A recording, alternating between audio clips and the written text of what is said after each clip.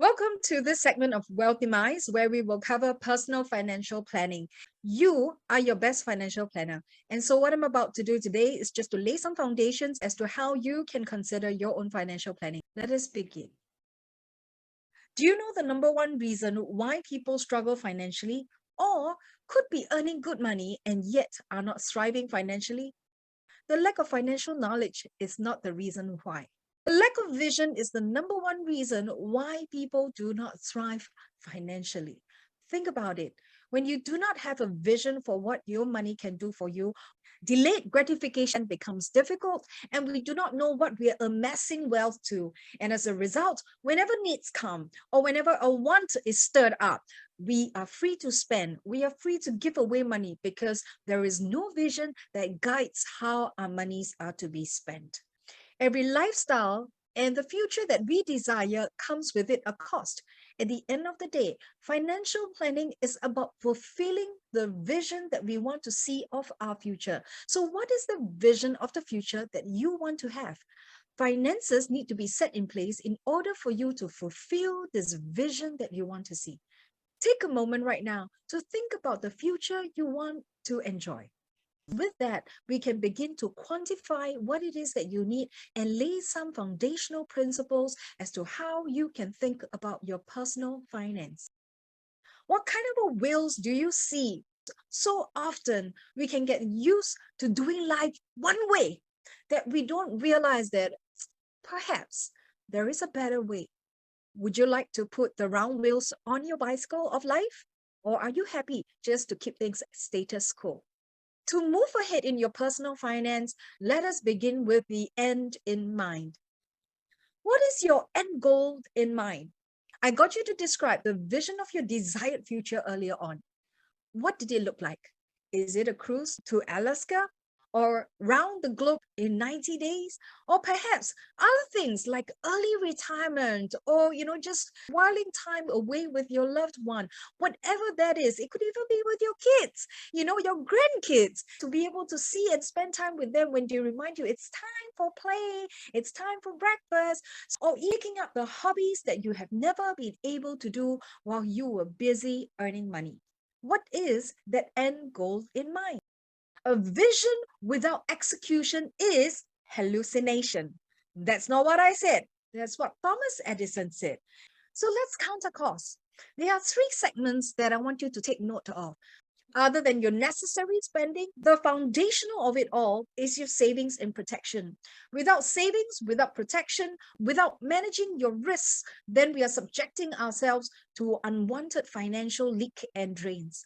So, what is the level of savings and protection that you require?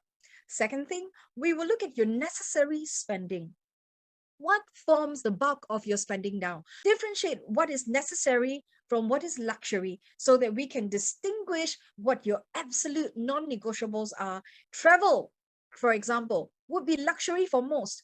Or perhaps some of you may say that it is absolutely necessary.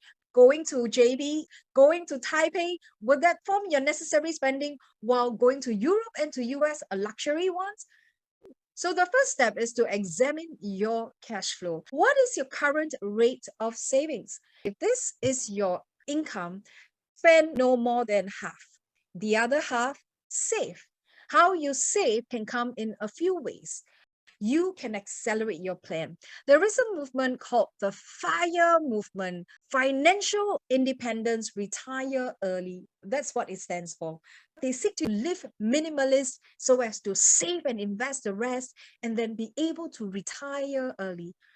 It is important that you segmentize your monies into three of these pots because every pot has different tools that will help you optimize your savings. Next, let's look at protection. This is probably one of the most confusing thing for many people because there is many parts that form this whole. So let me break it down a little for you. Quantify your need.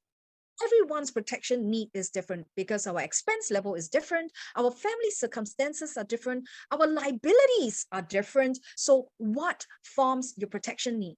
The number one thing that drives protection need is the loss of income. What if yesterday you exited on life? Who will be impacted by the loss of your income? Perhaps It is not a matter of premature passing on. With illness, it can be hard for us to keep going and working as we have done before. How then can resources come into our hands such that we can be relieved of the need to keep on working, or even perhaps to slow down our work and yet not be impacted by our loss of income?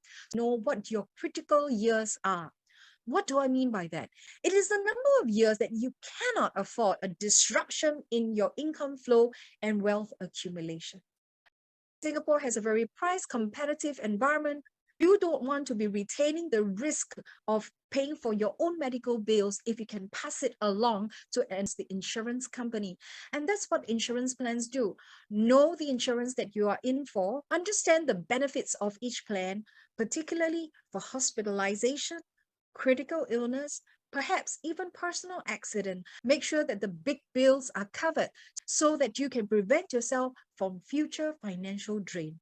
Savings and protection would typically form 50% of your allocation, while necessary spending and luxury spending the other half.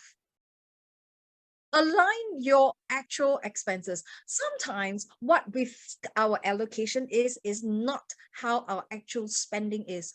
I will encourage you to take the next 30 days to document what your daily spending is like. And if you find that 30 days is too long, do it for the next 15 days and see where your monies are being spent. That will give you a sense of what your current allocation is. Align it. Without you having to change your lifestyle, you'll find that over time, inflation eats into your buying power. With the same amount of money, you can now afford less. We don't need to look so far. Just pre-COVID and today, has cost not gone up? Of course, this does not happen all the time, but you find that in 7 to 10 year mark, there is often a significant movement up. So accounting for inflation in counting your cost becomes important.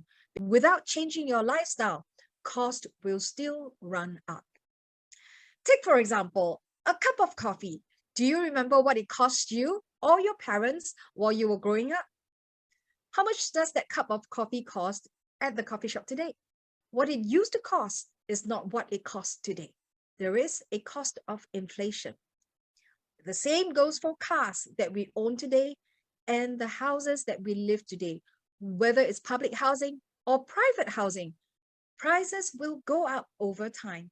So cost of inflation is something we need to take care of. The last 10-year average for Singapore is about 3%. I hope this module has been helpful for you to see clearly the foundational principles you need to have in order to know if you're well protected and if you're saving in the right direction to beat inflation. I wish you all the best. It's hard to imagine what life will be 20, 30 years down the road. But a magical thing happens when we turn 40. Looking back the last 20 years, are there things that you would have done differently? And looking forward the next 20 years, from 40 to 60, suddenly retirement becomes very real. What do you want to do differently now than you have done the last 20 years that you will say, I will be in a good place when I come to my 60s? But if you're like me, retirement is have the control of time such that you can do the things you find meaningful and spend the time with people you want. And that's why retirement is such an attractive phase. And if you want to make it the best phase of your life, you've got to make sure that the finances are installed. Remember, choices are available to us when we do the right things in advance of our need. I hope this module has been helpful for you to see clearly the foundational principles you need to have in order to know if you're well protected and if you're saving in the right direction to beat inflation. I wish you all the best.